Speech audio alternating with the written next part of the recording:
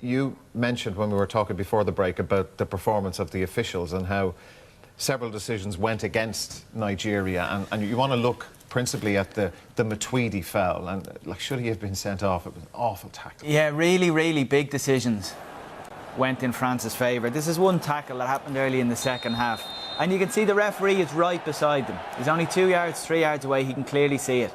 And look at that. I mean, Matuidi comes down on Onassi's left ankle there.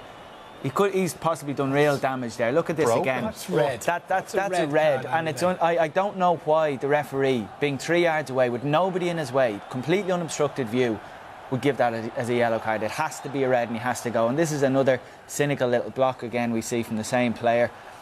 Other referees would have given a card. And then this is another incident. Ball is pulled back, goes nowhere, but you can see a player going down at the edge of the box, or edge of the 6 yard box, and that's why Matuidi just elbows him out of the way. You can't do that either. That should have been a penalty. So there's a penalty count of 2 that Nigeria should have gotten, and there's absolutely no way Matuidi should have stayed on the pitch. It was an awful, awful tackle, but unforgivable why the referee, with such a crystal clear view of it, would see it as anything other than a red card offence. I disagree on both accounts. I thought yellow was just about right. For that tackle? Yeah, the difference being he wasn't out controlling the challenge. We've seen a couple of red cards recently, Defoe and Antonio Valencia. They've been sent off for jumping into the tackle, showing their studs. That was a lunge, and the reason it could have caused serious damage was just because the player's foot was actually planted on the ground. If his foot had been 2 inches off the ground, that'd have been no problem whatsoever. He'd be picking himself up. It was just because of the contact came the very point that his studs hit the ground, which is why potentially it could have been serious injury. But he wasn't out of control. It was a lunge towards the ball, and his feet was planted on the ground. Can we? Yeah, say that story again as the pictures go up. This was meant. This is meant to. You can never say what it's meant. You can never say intent doesn't come into it. I'm saying it's meant because he has gone to do the play. The ball's gone. He knows he's not going to get there. Now that is high. That is going to break someone's leg. That is not just I'll just touch him. That is intent. And that is a red card. It's late. It's above the ball. It's on the player's foot. The position the player's is high, but then it's on. You're saying it's on his foot. It can't be that high if he actually catches him on the foot. He catches him on his halfway up his shin. It's not particularly high. He's not out of control. It's a red card if the rest of this is irrelevant. It's not out of control. If he had been jumping through the air there, out of control of his body, I could understand it. But for me, it's only a lunge. He's late, of course he is. I think it is a yellow card. Some referees could have given it as a red one. This one I don't think is a penalty at all. He's entitled to lean into the player there. That's just upper body strength. You're allowed just to lean him out. It's a physical contact sport. You go shoulder to shoulder there. You catch him off balance, he goes to ground. Certainly no penalty there for me. Whether the first one is high, low, or wherever, he is meant to go and do somebody.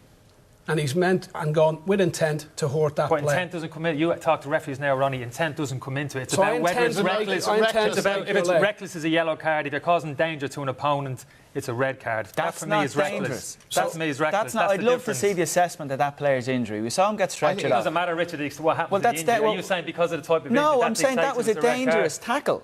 So we see the footage of him. I'm saying it's a reckless. I'm saying that's a reckless, and reckless is yellow.